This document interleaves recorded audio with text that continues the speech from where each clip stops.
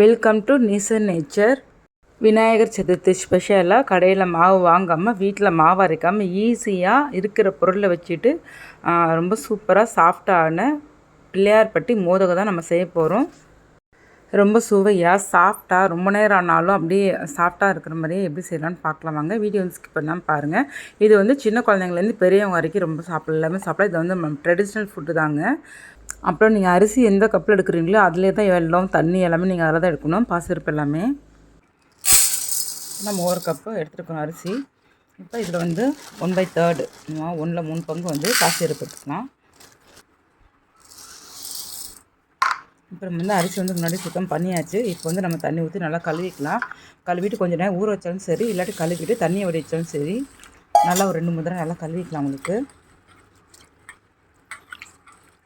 இதில் நல்லா தண்ணி வடிஞ்ச உடனே நம்ம ஒரு துணியில் பரத்தி காய வச்சுக்கலாம். உங்களுக்கு காயக்குன்னா ரொம்ப ட்ரையெல்லாம் கிடையாது.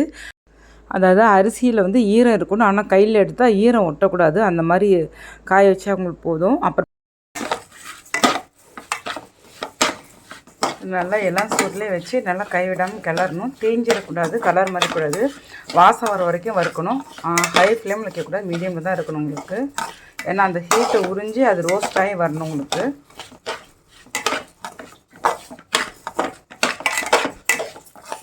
பாருங்கள், நல்லா உதிரி உதிரி ஆகிற மாதிரி வாசம் வர வரைக்கும் வறுத்தாச்சு. இப்போ நம்ம நல்லா கொஞ்சம் ஆற விடலாம் உங்களுக்கு.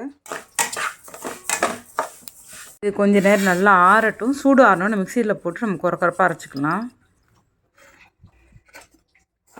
நல்லா ஆறட்டும். அதை வந்து அரிசி ஆறட்டும். அது வரைக்கும் நம்ம வந்து பாகு காய்ச்சி வச்சுக்கலாம். பாகு இல்லை, வெல்லத்தை கரைச்சி வச்சுக்கலாம். இதில் தான் நம்ம வந்து அரிசி எடுத்தோம். 1 கப் அரிசினா நமக்கு வந்து 2 கப் எல்லாம் போட்டுக்கலாம்.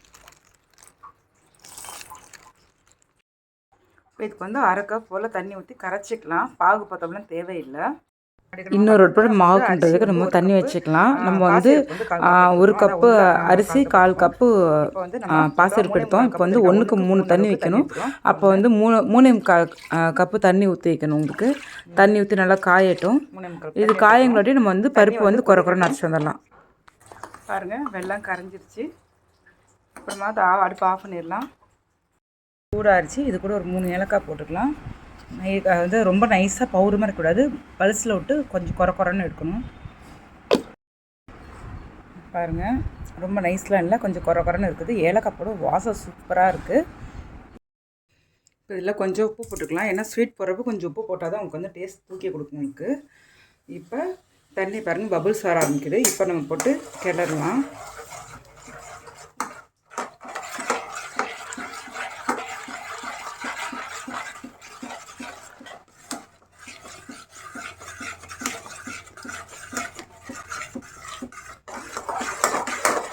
இப்போ இதை வந்து நல்லா ஸ்லோ பண்ணி வச்சுட்டு நல்லா வேகட்டும் உங்களுக்கு. நல்லா கொஞ்சம் வேகட்டும். அப்பப்போ கொஞ்சம் கிளறிக்கலாம் நம்ம.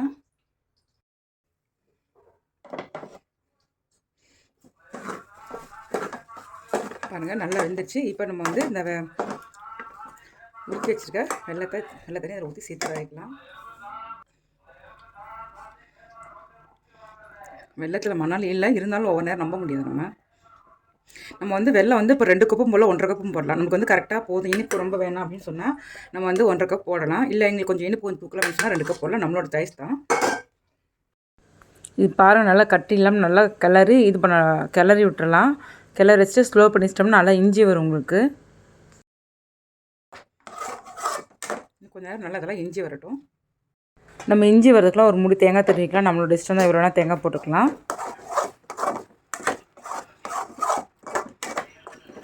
இப்போ தேங்காயை போட்டுக்கலாம்.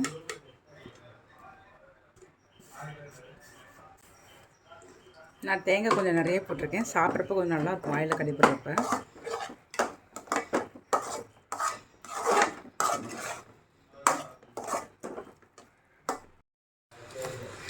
அப்புறம் இதில் ஒரு டிப்ஸு. இது வந்து இப்போ நான் சொல்லியிருக்க தண்ணி அளவு வெல்லம் எல்லாம் கரெக்டாக இருக்கும். சப்போஸ் உங்களுக்கு நீங்கள் ஏதோ ஒரு ஞாபகத்தில் கொஞ்சம் எக்ஸ்ட்ரா ஊற்றிட்டீங்கன்னா, இல்லாட்ட அரிசியோட ஊறுற தன்மை கொஞ்சம் எக்ஸ்ட்ரா இருந்துச்சுன்னா வந்து நீங்கள் தண்ணி கொஞ்சம் அதிகமாக போயிடுச்சுன்னா நீங்கள் வந்து கொஞ்சமாக அரிசி மாவு இருக்கு இல்லையா, நம்ம புட்டு கரைச்ச அரிசி மாவு இருக்கு இல்லையா, இல்லை கொழுக்கட்டை செய்கிற மாவு இருக்குது பார்த்தீங்களா, அந்த மாவு கொஞ்சம் மேலால் தூவி விட்டு வச்சிட்டிங்கன்னா கொஞ்சம் கெட்டியாயிரும். நீங்கள் என்ன பச்சையாக இருக்குல்ல அதெல்லாம் நினைக்காதீங்க. நம்ம வறுத்த மாவு தான், நம்ம அந்த புட்டு மாவு இருக்கு இல்லையா, ஏதோ ஒரு அரிசி மாவு அவ்வளோதான், கொஞ்சமாக லைட்டாக தூவிட்டிங்கன்னா உங்களுக்கு கரெக்டாக இஞ்சி வந்துடும். அப்புறமேட்டு நம்ம ஏன்னா நான் திரும்பி இது இட்லி சட்டியில் வச்சு வேக வைப்போம், அதில் கொஞ்சம் வெந்துடும் உங்களுக்கு. அதனால் இப்போ இது நல்லா ஆறினோன்னே ஒரு 10 நிமிஷம் கழித்து அதுக்குள்ள கொஞ்சம் ஆறினோன்னே இட்லி சட்டியில் 10 நிமிஷம் வேக வச்சு எடுத்தால் போதும், ரொம்ப நேரம்லாம் வேக வேணாம். ஏன்னா இதிலே நம்ம வேக வச்சுருக்கோம். இது நல்லா ஆறட்டும். இப்போ நல்லா பாருங்கள் ஆறிச்சு. எடுத்து ஒரு உருண்டை எடுத்து ஃபஸ்ட்டு நம்ம அந்த பிள்ளையார்பட்டி மோதகனாவே உருண்டையாக இந்த மாதிரி ட்வைஸ் பண்ணி தான் இருக்கும். நல்ல ஒரு உருண்டையாக விட்டு மேலே கொஞ்சம் லைட்டாக அப்படி திருகுன மாதிரி வச்சோம்னா உங்களுக்கு வந்து அந்த மோதகம் கரெக்டாக உங்களுக்கு ரெடி வந்துடும். அவ்வளோதான், ட்வைஸ் பண்ண மாதிரி வந்துடும். இல்லாட்டி உங்களுக்கு வந்து அச்சு இருந்துச்சுன்னா நீங்கள் அச்சில் கூட வச்சுக்கலாம். அச்சில் நெய்யை தடவிட்டு நீங்கள் அதை நல்லா க்ளோஸ் பண்ணி லிட்டை க்ளோஸ் பண்ணிவிட்டு நீங்கள் அதுக்குள்ளே வச்சுட்டு நல்லா ப்ரெஸ் பண்ணிட்டீங்கன்னா அப்புறம் எடுத்திங்கன்னா அழகாக வரும் உங்களுக்கு அச்சு. நீங்கள் கையிலையும் செஞ்சுக்கலாம், அச்சு இல்லாதவங்க இந்த மாதிரி அச்சு இருக்கிறவங்க அச்சுலேயும் செஞ்சுக்கலாம், அச்சு இல்லாதவங்க கையிலையும் செஞ்சுக்கலாம். பிள்ளையாருக்கு வந்து நீங்கள் எப்படி ஒரு பிடிச்சி வச்சாலும் அதுவும் கொழுக்கட்டை தாங்க உங்களுக்கு. அவர் வந்து ரொம்ப எளிமையானவர், உங்களுக்கு எப்படி பிடிச்சி வச்சாலும் சரி. பாருங்கள் இந்த அச்சில் வைக்கிறப்ப எவ்வளோ அழகாக வருதுன்னு பாருங்கள். ரொம்ப ஈஸியாக இருக்குது, அழகாக அவருக்கு பார்க்குறதுக்கு அழகாகவும் இருக்குது. இதே மாதிரி எல்லாமே செஞ்சு வச்சுறேன் உங்களுக்கு. கொழுக்கட்டை வந்து நீங்கள் எந்த ஷேப்பில் வேணால் பண்ணலாம். ஆனால் வந்து மோதகங்கிறது இந்த ஷேப்பு தான். ஒன்று கையில் அந்த மாதிரி உருட்டி கும்பாச்சி வைக்கணும், இல்லாட்டி இந்த மாதிரி அந்த அச்சில் வச்சு செய்யணும். இப்படி செஞ்சால் மோதகம் பேர். அவ்வளோதான் பாருங்கள், நம்ம எல்லாமே செஞ்சு முடிச்சாச்சு. இப்போ வந்து இட்லி சட்டியில் வந்து நம்ம தண்ணி ஊற்றிச்சு நல்லா கொதிச்சோன்னு தான் உள்ளே வைக்கணும் உங்களுக்கு. பாருங்கள், பார்க்குறதுக்கு ரொம்ப அழகாக இருக்குது. இப்போயே சாப்பிடலாம் போல் தான் இருக்குது. அதில் ஒரு 10 நிமிஷம் வச்சிங்கன்னா போதும் உங்களுக்கு. ஆனால் அதுக்கு முன்னாடி தண்ணி நல்லா இது மாதிரி ஆவியாக கொதிக்கணும். கொதிச்ச பின்னாடி நீங்கள் வச்சினா தான் 10 நிமிஷம் எதுவுமே சரி, இட்லி எல்லாமே சரி உங்களுக்கு ஸ்பாஞ்சியாக எல்லாமே கிடைக்கும். அவ்வளோதான் பாருங்கள், 10 நிமிஷத்தில் வெந்து எடுத்தாச்சு. ரொம்ப சாஃப்டான சூப்பரான கொழுக்கட்டை ரெடி. கொழுக்கட்டையில் மோதகம் ரெடி. நீங்களும் இது மாதிரி விநாயகத்துக்கு செஞ்சு இறைவனர்கள் பெறுங்க. இன்னொரு விஷயம் என்னென்னு பார்த்தீங்கன்னா, சாஃப்டாக இருக்கிறதுக்கு இன்னொரு ரொம்ப சின்ன சின்ன விஷயம் டிப்ஸ் தான். எடுத்து நம்ம வெளியிலாம் வைக்கக்கூடாது. ஒன்று இட்லி சட்டிலே வைக்கணும், இல்லாட்டி எடுத்து இட்லி அந்த வெந்தோடனே ஹாட் பாக்ஸ் எடுத்து வச்சிங்கன்னா எப்போதுமே சாஃப்டாக அப்படியே இருக்கும். இங்கே பாருங்கள் எவ்வளோ சூப்பராக நல்லா வெந்து ஸ்பாஞ்சி அவ்வளோ சூப்பராக இருக்குது. குழந்தைங்களுக்கு கூட இது கொடுக்கலாம், ரொம்ப ரொம்ப சூப்பராக இருக்கும், டேஸ்டாக. நீங்களும் வீட்டில் செஞ்சு பார்த்துட்டு உங்களோட கமெண்ட்ஸை ஷேர் பண்ணுங்கள். Please subscribe, like and share friends. Thank you.